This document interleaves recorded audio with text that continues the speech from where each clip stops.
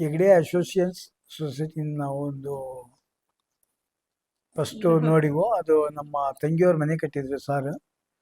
ಅಲ್ಲಿ ನಮಗೆ ಲೈಕ್ ಆಯಿತು ಆ ಮನೆ ನೋಡಿ.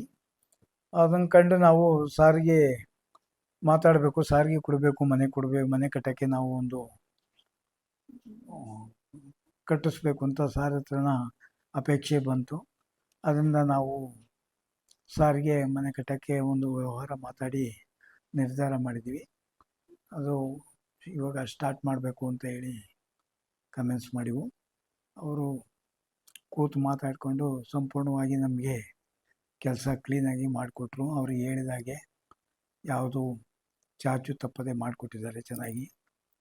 ನಮಗೆ ತುಂಬ ಸಂತೋಷ ಆಯಿತು.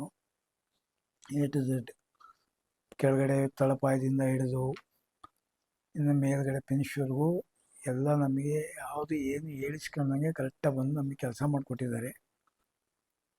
ನಾವು ಅವ್ರು ಹೇಳಿದಂತೆ ನಾವು ಪೇ ಮಾಡಿದ್ದೀವಿ. ಅವ್ರಿಗೆ ಹೆಂಗೆ ಇದು ಮಾಡ್ತಾರೋ ಆ ಥರ ನಾವು ಇದು ಮಾಡ್ಕೊಂಬಂದ್ವಿ. ಚೆನ್ನಾಗಿ ಮಾಡಿಕೊಟ್ಟಿದ್ದಾರೆ. ತುಂಬ ನಮ್ಮ ನಾದಿನಿ ಮನೆ ತುಂಬ ಚೆನ್ನಾಗಿ ಕಟ್ಟಿದ್ರು. ಅದು ನೋಡಿಬಿಟ್ಟು ನಾವು ಅವ್ರ ಮನೆ ನೋಡಿಬಿಟ್ಟು ನಾವು ಅವ್ರಿಗೆ ಕಾಂಟ್ರಾಕ್ಟ್ ಬೇಸಿಗೆ ಕೊಟ್ವಿ. ತುಂಬ ಚೆನ್ನಾಗಿ ಕಟ್ಟಿದ್ದಾರೆ, ಒಳ್ಳೆ ಮೆಟೀರಿಯಲ್ ಹಾಕಿದ್ದಾರೆ. ಹೆಗ್ಡೆ ಅಸೋಸಿಯೇಷನಿಂದ ನಮ್ಮ ರಿಲೇಷನ್ ಅವರ ಮನೆ ತುಂಬ ಫಿನಿಶ್ ಚೆನ್ನಾಗಿ ಬಂದಿತ್ತು.